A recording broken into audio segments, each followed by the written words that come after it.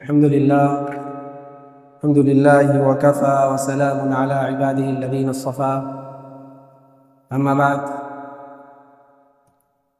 تمام قسم کی تعریف، ہر قسم کی عبادات اس وحدہ لا شریک کے لیے ہے جو تمام جہانوں کا رب ہے. سبحان اللہ وبحمدہ، سبحان اللہ العظیم. اور بے حساب لا تعداد درود و سلام ہو پیارے نبی حضرت محمد مصطفیٰ صلی اللہ علیہ وسلم پر، جنہیں رب العالمین نے رحمت للعالمین بنا کر اس دنیا میں مبعوث کیا، علیہ افضل الصلاۃ والتسلیم. محترم و معزز اسٹیج پر تشریف فرما اساتذہ کرام و علماء کرام، محترم حاضرین مجلس، پیارے بھائیوں اور پردہ نشین ماں اور بہنوں، آج کے اس اجلاس میں جو مجھے موضوع دیا گیا ہے، وہ موضوع کسی بھی اہل حدیث کے اجلاس میں اس موضوع کے بغیر کام نہیں چل سکتا. عام زبان میں کہہ لیں کہ وہ موضوع کے بغیر ہمارے اجلاس کا افتتاح نہیں ہوتا.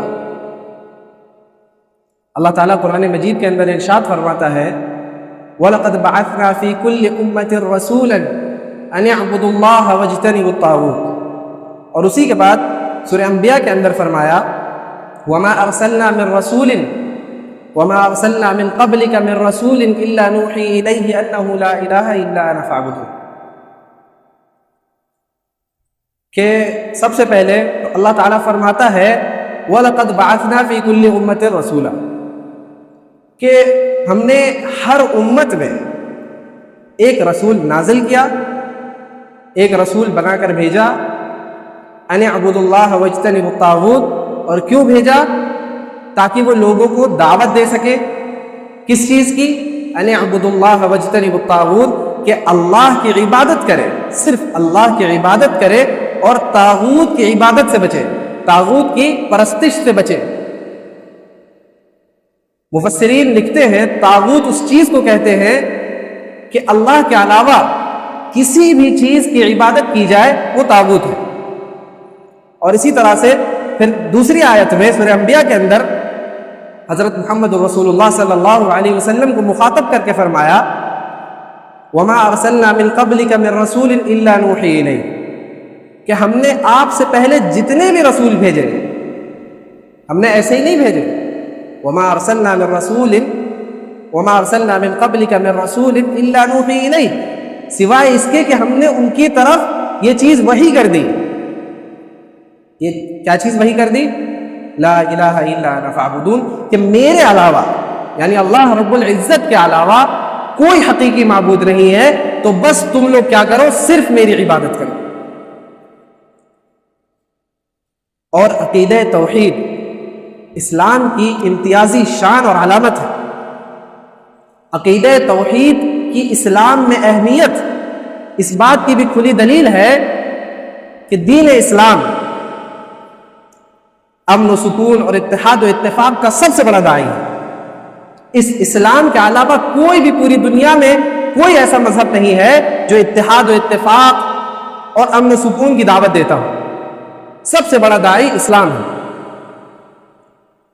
یہی وجہ ہے کہ آپ دیکھیں گے ہمارے نبی اکرم صلی اللہ علیہ وسلم کی جو نبوت کے بعد 23 سالہ زندگی رہی ہے، اس میں سے 13 سال ہمارے نبی اکرم صلی اللہ علیہ وسلم نے مکے میں گزارے. اور اس 13 سال میں صرف اور صرف اللہ کے رسول صلی اللہ علیہ وسلم نے توحید کی دعوت دی. اور جو باقی کے مدینہ کے 10 سال ہیں اس میں شریعت کے تمام ارکان اور تمام دوسری چیزوں کا نزول ہوا.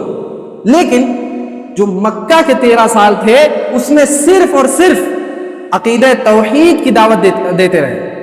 آپ دیکھیں جب ہمارے نبی اکرم صلی اللہ علیہ وسلم پہاڑ پر چلتے ہیں اور اپنی قوم کو مخاطب کرتے ہیں یا ایھا الناس قولوا لا الہ الا اللہ تفلحوا، کہ اے لوگو لا الہ الا اللہ کا اقرار کر لو لا الہ الا اللہ پڑھ لو، توحید کا اقرار کر لو، تم فلاحیاب ہو جاؤ، کامیابی تمہارے قدم چومنے لگے گی۔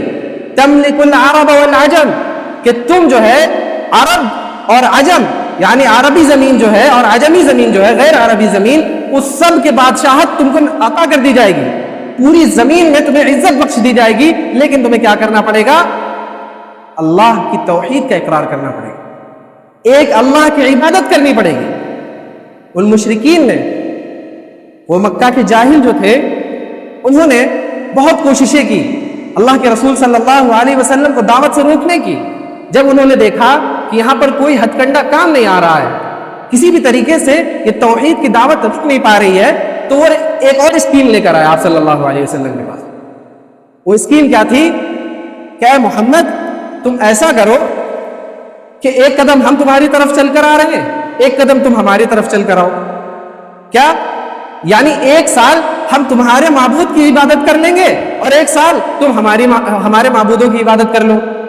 فوراً اللہ کی طرف سے وحی نازل ہوئی، قل یا ایھا الکافرون لا اعبد ما تعبدون، کہ نبی آپ کہہ دیجئے کہ اے کافرو، لا اعبد ما تعبدون، ایسا ہرگز نہیں ہو سکتا، توحید سے کمپرومائز بالکل نہیں ہو سکتا۔ تم یہ چاہو کہ صرف میں اپنی دعوت کو فلاحیاب کرنے کے لیے تمہارے معبود، باطل معبودوں کی عبادت کر لوں، تو ایسا ہرگز نہیں ہو سکتا۔ ولا انا عابد ما عبدتم، اور نہ ہی میں ایسا کرنے والا ہوں جس کی تم عبادت کر چکے ہو۔ ولا انتم عابدون ما اعبد لکم دینکم ولی دین، کہ نہ ہی تم میرے رب کی عبادت کرنے والے ہو اور نہ میں تمہارے رب کی عبادت، تمہارے معبودوں کی عبادت کروں گا۔ لکم دینکم، تمہیں تمہارا دین مبارک ہو، ولی دین، اور میرا دین میرے لیے کافی ہے، مجھے ضرورت نہیں ہے تمہارے معبودوں کی۔ صرف اپنی توحید میں، اپنی دعوت میں کامیابی حاصل کرنے کے لیے میں چور راستہ اختیار نہیں کروں گا، بلکہ اللہ نے جس چیز کا حکم دے دیا ہے صرف اور صرف اسی سیدھے راستے پر چلتا رہوں گا۔ اور آپ غور کریں، تاریخ کا مطالعہ کریں کہ اس دنیا میں آدم علیہ السلام سے لے کر ہمارے نبی اکرم صلی اللہ علیہ وسلم تک بہت سے نبی آئے، بہت سے رسول آئے، اور ہر آنے والا رسول گزرے ہوئے رسول کی شریعت سے مختلف شریعت لے کر آتا تھا، کہ ایک چیز ایک رسول کی شریعت میں جائز ہوتی تھی اور وہی چیز دوسرے رسول کی شریعت میں ناجائز ہوتی تھی۔ یہ حلال اور حرام کے پیمانے بدلتے رہے، مختلف ہوتے رہے، ہر نیا آنے والا رسول نئی شریعت لے کر آتا، لیکن ایک چیز جو ان کا مرکز تھا وہ چیز کبھی نہیں بدلی، اور وہ کیا تھا؟ توحید کی دعوت۔ یہ بات ہمیں کس چیز سے پتہ چلتی ہے؟ خود اللہ رب العالمین سورہ انبیاء میں، اور اس سورت کا نام بھی انبیاء ہے، جس میں اللہ تعالیٰ بہت سے نبیوں کے واقعات ذکر کر رہا ہے۔ آپ اس سورت کو پڑھیں گے تو اس میں صرف اور صرف یہی دیکھیں گے کہ جتنے بھی نبی گزرے ہیں، جتنے بھی نبیوں کا ذکر اللہ نے اپنے قرآن میں کیا ہے، سب کا جو مرکز تھا، سب کا جو بنیادی اصول تھا، وہ صرف اور صرف توحید کی دعوت تھی۔ آپ دیکھیں، شریعتیں مختلف ہوتی رہی، حلال اور حرام کے پیمانے بدلتے رہے، لیکن جو توحید تھا، جو توحید کا جو اصل مقصد تھا، اس سے کبھی کمپرومائز نہیں ہوا۔ کسی بھی رسول، کسی بھی نبی کی شریعت میں شرک کا ایک بھی حصہ، شرک کا ایک بھی طریقہ جائز نہ رہا، چاہے وہ چھوٹا سے چھوٹا، ادنا سے ادنا شرک کیوں نہ ہو، لیکن کسی بھی رسول کی شریعت میں شرک ہرگز جائز نہ رہا، صرف اور صرف توحید پر ہی قائم رہنا رہا۔ آپ دیکھیں، حضرت آدم علیہ السلام، ان کی شریعت میں سگے بھائی بہنوں سے شادی کرنا جائز تھا، ان کے بعد دوسرے کے نبیوں میں اور رسولوں میں یہ چیز حرام ہو گئی۔ پھر اسی طرح سے حضرت نوح اور لوط علیہ السلام کی شریعت میں کیا چیز جائز تھی؟ کافروں سے شادی کرنا جائز تھا۔ حضرت نوح اور لوط علیہ السلام کی، ان کی خود کی بیوی کافر تھی، لیکن انہوں نے کبھی بھی اپنی توحید کے ساتھ کمپرومائز نہیں کیا۔ اب دیکھیں، سورہ تحریم کا آخری صفحہ پڑھیں، اس میں اللہ تعالیٰ نقشہ کھینچ رہا ہے۔ پہلے نقشہ کس کا کھینچا؟ سب سے پہلے حضرت نوح اور لوط علیہ السلام کی بیویوں کا نقشہ کھینچا۔ یہ کیسے کافر تھی، اللہ کی دعوت سے روکتی تھی، اللہ کی توحید سے روکتی تھی، لیکن کسی بھی طریقے سے انہوں نے اپنے ایمان کا سودا نہیں کیا، چاہے وہ سگی بیوی ہی کیوں نہ ہو، اس کی وجہ سے بھی اپنے ایمان کا سودا نہیں کیا، اپنی توحید کا سودا نہیں کیا۔ اور اسی کے بعد فوراً بعد اللہ تعالیٰ فرعون کی بیوی کا ذکر کرتا ہے، جس نے اپنے اوپر بے شمار ظلم و ستم جھیلے، لیکن پھر بھی اللہ کے ساتھ کسی کو شریک کرنا گوارا نہ سمجھے. یہ چیزیں ہیں، کیونکہ یہ جو کائنات یہاں پر باقی ہے، ابھی تک آپ اس دنیا میں چل رہے ہیں، گھوم رہے ہیں، اور ترقی یافتہ ملک فضاؤں میں تک کی چلے گئے ہیں، خلا میں چلے گئے ہیں. یہ جو کائنات اب تک باقی ہے صرف اور صرف توحید کی بنا پر باقی ہے. جب تک اس دنیا میں اللہ اللہ کرنے والا ایک شخص بھی باقی ہے تب تک قیامت نہیں آئے گی. تو اس کائنات کا ایک ایک ذرہ، ایک ایک قطرہ، یہ شجر، یہ حجر، یہ سب کے سب توحید کی گواہی دے رہے ہیں. یہ سب کے سب توحید پر دلالت کر رہے ہیں. اب دیکھیں ایک عربی بدو وہ کس طرح سے توحید کی ترجمانی کرتا ہے، کیسے خود سمجھتا ہے اور پھر ایسا سوال ڈال دیتا ہے کہ دوسرے اس کی بات سے بھی سمجھ جائے. اب دیکھیں کہتا ہے البعارۃ تدل علی البعیر والاثرۃ تدل علی المسیر، کہ جو اونٹ کی مینگنیاں ہوتی ہیں یہ اونٹ پر دلالت کرتی ہیں. جو عرب کے لوگ تھے وہ بہت ماہر تھے، اونٹ کی مینگنیوں کو دیکھ کر بتا دیتے تھے کہ یہاں سے اس فلاں قبیلے کا اونٹ گزرا ہے، کیونکہ اس مینگنی میں جو کھجور ہے وہ فلاں قبیلے میں ہی ملتے ہیں. آپ یاد کریں ابو سفیان کا واقعہ کہ جب وہ شام کی طرف سے واپس آ رہا تھا غزوہ بدر سے پہلے، جب مدینہ والوں نے سوچا کہ اس کے اوپر حملہ کر سکے تو اس نے کیا کیا، اس نے اونٹ کی مینگنیوں کو دیکھ کر پتہ لگا لیا کہ یہ مدینے کے اونٹ ہیں، اس میں سے اجوا کھجور کی گٹھلی ملی ہے. تو اس نے کیا کیا، اپنا راستہ بدل لیا اور مکہ پہنچ گیا ان سے بچ. تو پتہ یہ چلا کہ جو عرب کے لوگ تھے وہ اونٹ کی مینگنیوں کو دیکھ کر پتہ لگاتے تھے کہ اس راستے سے اونٹ گیا، اور صرف اتنا ہی نہیں فلاں قبیلے کا اونٹ گیا.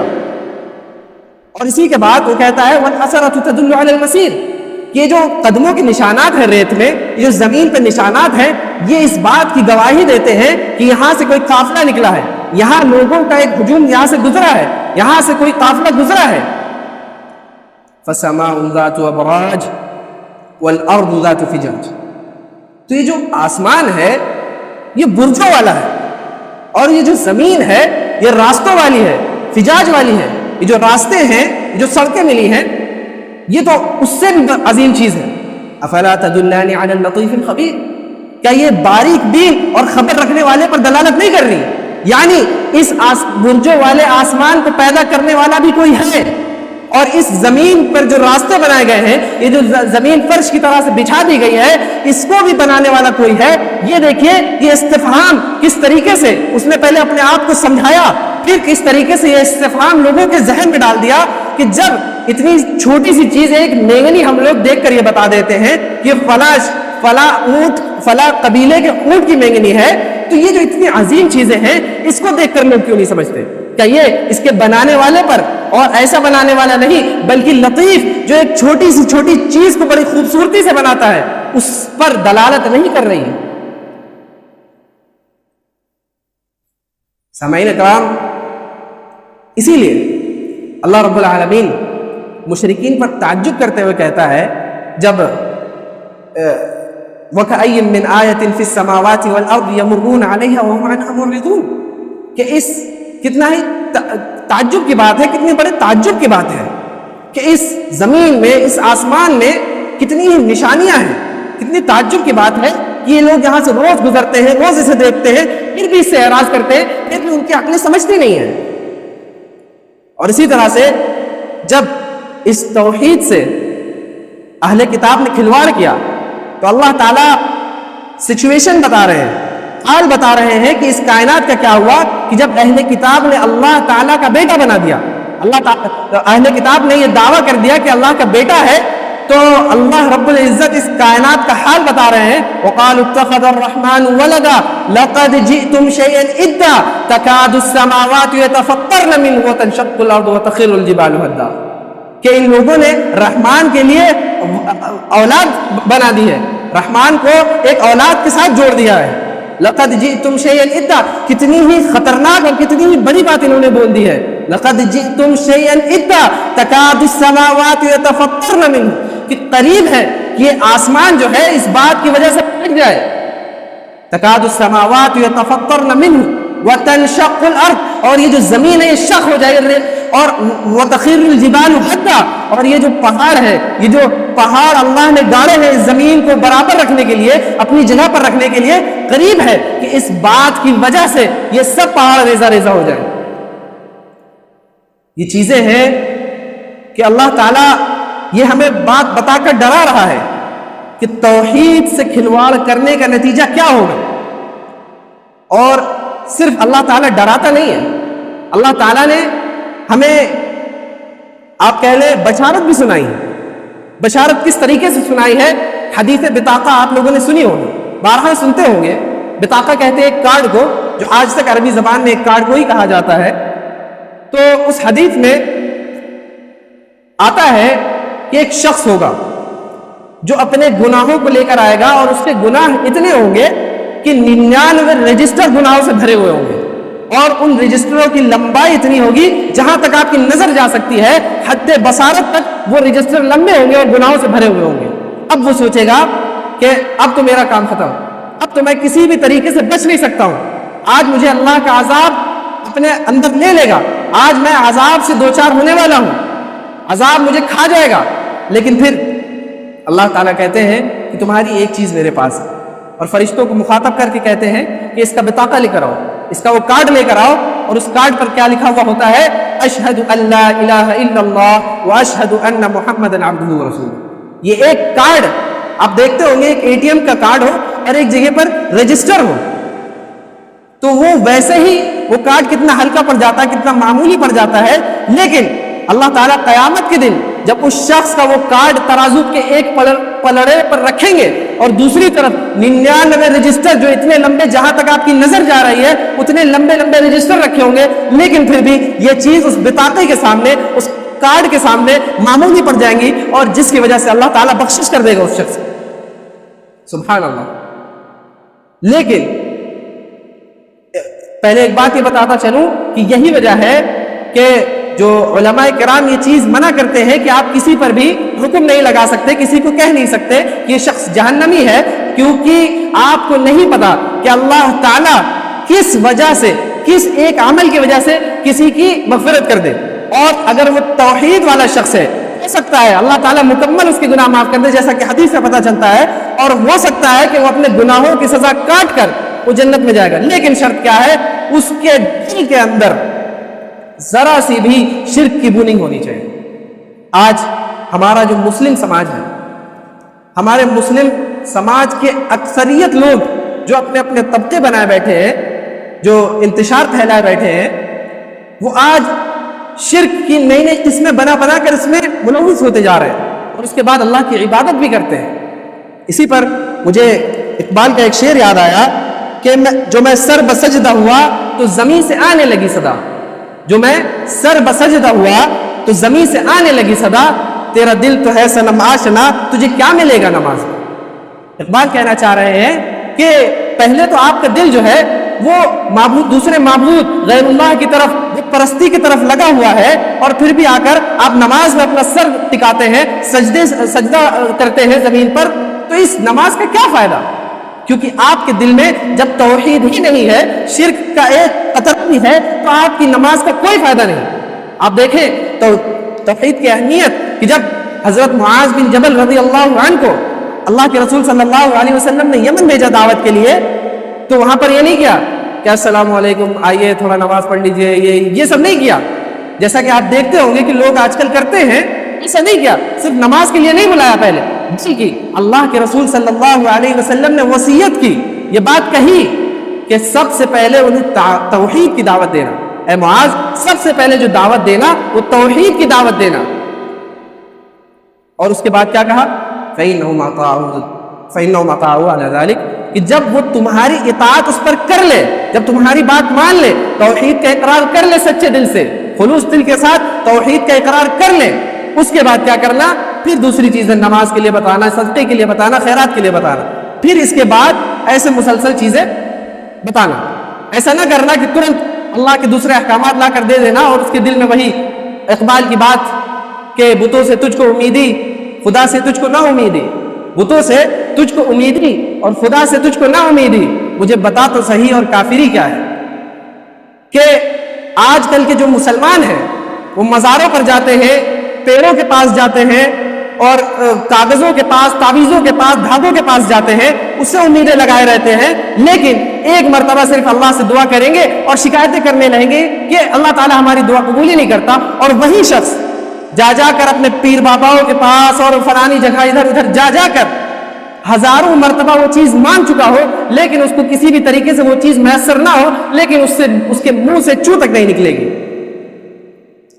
اس پر الطاف حسین حالی صاحب کا ان کی ایک بات یاد آئی، میں پڑھ کر سناتا ہوں کہ کرے غیر اگر بت کی پوجا تو کافر، کرے غیر اگر بت کی پوجا تو کافر، جو ٹھہرائے بیٹا خدا کا تو کافر، کواکب میں مانے کرشمہ تو کافر، جھکے آگ پر بہر سجدہ تو کافر، مگر مومنوں پر کشادہ ہے راہیں، پرستش کرے شوق سے جس کی چاہے، نبی کو چاہے خدا کر دکھائے، اماموں کا رتبہ نبی سے بڑھائیں، مزاروں پہ دن رات نظریں چڑھائیں، شہیدوں سے جا کر مانگے دعائیں، نہ توحید میں کچھ خلل اس سے آوے، نہ اسلام بگڑے نہ ایمان جاوے۔ یہ بات الطاف حسین حالی صاحب نے 100 سال پہلے کہی تھی، اور اس سے پتہ لگتا ہے کہ انہوں نے یہ بات تصور کر لی ہے کہ مسلمانوں کا حال کیا ہو چکا ہے یا کیا ہونے والا ہے۔ ان تمام چیزوں سے یہ بات ہمیں پتہ چلتی ہے کہ اللہ نے جتنی بشارتیں ہمیں سنائی ہیں کہ توحید کے اقرار سے آپ پر جنت آپ کو لازمی ملنی ہے، اور اسی کے ساتھ ساتھ ایک اور بشارت میں آپ کو سناتا چلوں کہ اللہ تعالیٰ فرماتا ہے ان الذین قالوا ربنا اللہ ثم استقاموا، کہ جو لوگ بھی اقرار کر لیتے ہیں، جو لوگ زبان سے اس کا اقرار کر لیتے ہیں، لوگ اس چیز کا اعلان کر دیتے ہیں کہ ہمارا رب صرف اور صرف اللہ ہے، ثم استقاموا، اس چیز پر ڈٹے رہتے ہیں، اس کے تقاضوں کو مکمل طریقے سے حاصل کر لیتے ہیں، تتنزل علیہم الملائکہ، ایسے ہی لوگوں پر اللہ تعالیٰ فرشتوں کا نزول فرماتا ہے۔ اور فرشتے کیوں نازل ہوتے ہیں؟ تتنزل علیہم الملائکہ الا تخافوا ولا تحزنوا وابشروا بالجنۃ التي كنتم توعدون، کہ فرشتے آپ کے لیے بشارت لے کر آتے ہیں کہ اب تمہارے لیے کوئی ڈر نہیں، کوئی خوف نہیں، نہ تم کو کسی چیز کا ڈر رہے، اب نہ کسی چیز کا تمہیں خوف رہے، نہ تمہیں کسی چیز کا غم رہے۔ وابشروا بالجنہ، اور آپ کو کس چیز کی بشارت دیتے ہیں؟ جنت کی بشارت دیتے ہیں۔ وابشروا بالجنۃ التي كنتم توعدون، اور کس جنت کی بشارت دیتے ہیں؟ کہ جس کا وعدہ اللہ نے آپ سے کیا ہوا ہے، اور یہ وعدہ کب اللہ تعالیٰ پورا کرے گا؟ جب آپ اس کی بات پر سر خم تسلیم کر لیں گے، کہ اللہ اعلان کر لیں کہ میرا رب صرف اور صرف اللہ ہے، اس کے علاوہ میرا کوئی حاجت روا یا مشکل کشا یا عبادت کے لائق کوئی نہیں ہے، اس بات کا اقرار کر لیتے ہیں اور اسی پر ڈٹ جاتے ہیں، استقامت کے ساتھ کھڑے رہتے ہیں، تب اللہ تعالیٰ آپ پر فرشتے نازل کرے گا، پھر آپ کے لیے خوف سے دور کرے گا، اور آپ کے لیے یہ خوشخبری لائے گا کہ آج آپ کے لیے اب کوئی غم ہے، اور آپ کو جنت کی بشارت دے گا۔ وَابْشِرُوا بِالْجَنَّةِ الَّتِي كُنتُمْ تُوعَدُونَ۔ اس کے بعد کیا کہہ رہا ہے؟ نَحْنُ أَوْلِيَاؤُكُمْ فِي الْحَيَاةِ الدُّنْيَا وَفِي الْآخِرَةِ۔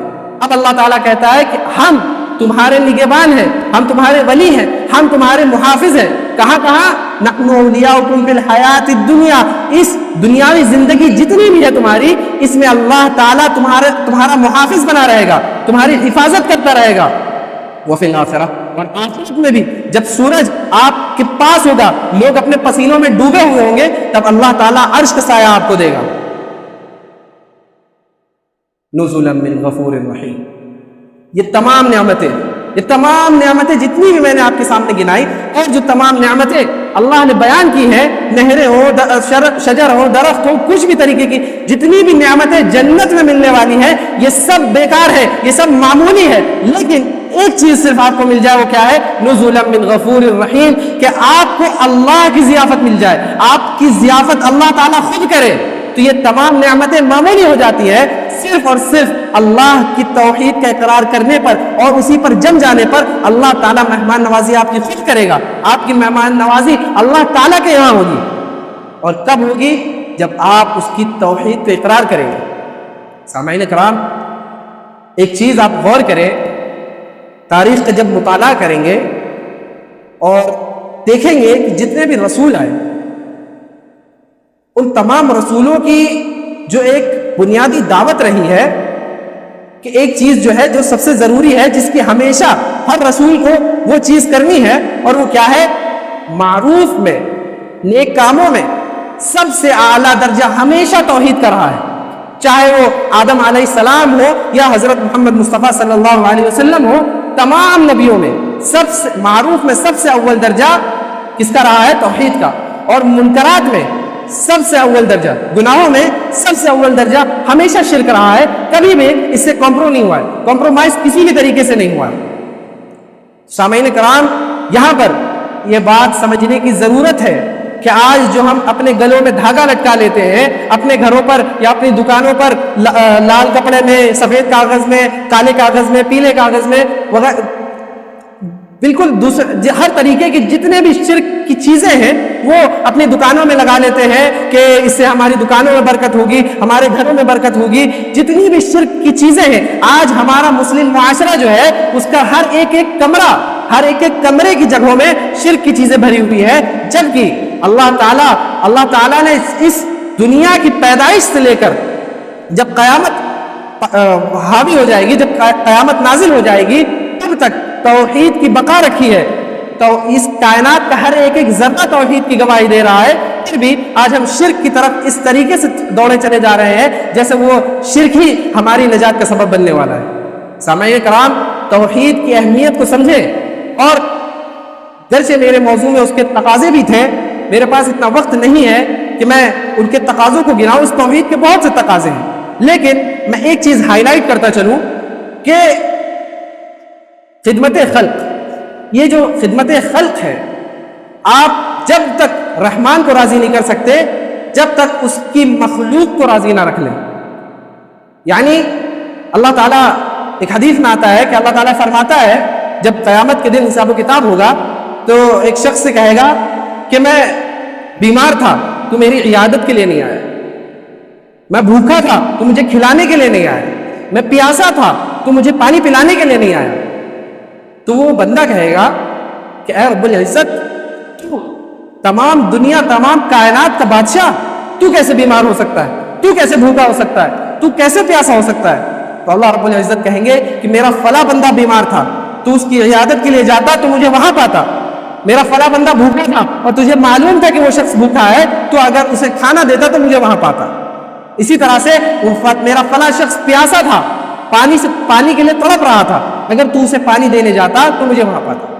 ان سب چیزوں سے اس کے بہت سے تقاضے ہیں. نچوڑ صرف یہی ہے کہ اگر آپ کو توحید کے تقاضوں کو پورا کرنا ہے تو آپ اللہ کے رسول صلی اللہ علیہ وسلم کی زندگی کا مطالعہ کر لیں اور اپنی زندگی کو ان کی زندگی پر ڈھالنے کی کوشش کریں. اس وجہ سے آپ توحید کے تقاضوں کو بھی پالیں گے. لیکن ایک چیز جو میں ہائی لائٹ کرنا چاہ رہا ہوں، وہ چیز سمجھنے کی کوشش کریں کہ بندوں کی عبادت بھی ضروری ہے. یہ بھی توحید کا ایک تقاضا ہے. سامعین کرام، میں اپنی بات کو زیادہ طول نہیں دوں گا اور آپ لوگوں سے گزارش کروں گا کہ توحید کو سمجھنے کی کوشش کریں. یہ جو توحید کی دولت ہے، اسے آپ اپنی وصیت بنا لیں، آپ اپنے بچوں میں یہ چیز منتقل کر دیں. آپ دیکھیں حضرت ابراہیم خلیل اللہ کو کہ جب اللہ تعالیٰ فرماتے ہیں کہ تمہیں امام بنا دیا گیا ہے، تو پھر اللہ کے نبی حضرت ابراہیم علیہ السلام کہتے ہیں کہ وہ کہتے ہیں کہ میرے اولادوں کا کیا واقعہ، میرے اولادوں کا کیا معاملہ رہے گا. تو اللہ کہتے ہیں کہ جب تک تیری اولادیں ظلم نہیں کریں گی، ظلم سے دور رہیں گی، تب تک ان میں بھی امامت باقی رہے گی. پھر آپ دیکھیں جب حضرت محمد صلی اللہ علیہ وسلم سے پوچھا گیا کہ اس دنیا میں سب سے افضل شخص کون ہے، سب سے بہترین شخص کون ہے، تو اللہ کے رسول صلی اللہ علیہ وسلم نے فرمایا کہ یوسف نبی اللہ ابن نبی اللہ ابن نبی اللہ ابن نبی اللہ. یعنی یوسف علیہ السلام جو تھے وہ کس کے بیٹے تھے؟ حضرت یعقوب علیہ السلام، وہ بھی اللہ کے نبی، اور ان کے باپ یعنی ان کے حضرت یوسف علیہ السلام کے دادا وہ بھی نبی تھے، حضرت اسحاق علیہ السلام، اور ان کے باپ حضرت ابراہیم علیہ السلام وہ بھی نبی تھے. اس وجہ سے جو اللہ نے امامت کا وعدہ کیا تھا وہ ہمیشہ ان کے اولاد میں جاری رہا. جب تک وہ ظلم سے دور رہے تب تک اللہ کا وعدہ ان کے ساتھ رہا. اللہ نے جو وعدہ کیا تھا اسے پورا رکھا. سامعین کرام، اس توحید کی جو اہمیت ہے اس کو سمجھیے اور اپنی اولاد میں منتقل کریے. آپ دعا کرتے رہیے کہ ہماری اولادیں بھی کبھی توحید سے نہ ہٹے. اللہ تعالیٰ سے دعا ہے کہ الہ العالمین ہم تمام لوگوں کو کہنے سننے سے زیادہ عمل کرنے کی توفیق عطا فرما. الہ العالمین ہم تمام لوگوں کے دلوں میں توحید بسا دے اور توحید ایسی بسا کہ ہمیں کسی بھی چٹان سے ٹکراؤ ہمارا کیوں نہ ہو جائے لیکن کبھی بھی ہم توحید سے ٹس سے مس نہ ہو. الہ العالمین ہم تمام لوگوں کے گناہوں کو معاف فرما. آمین. اقول قولی هذا واستغفر الله لي ولكم ولسائر المسلمين من كل ذنب فاستغفروه انه هو الغفور الرحيم.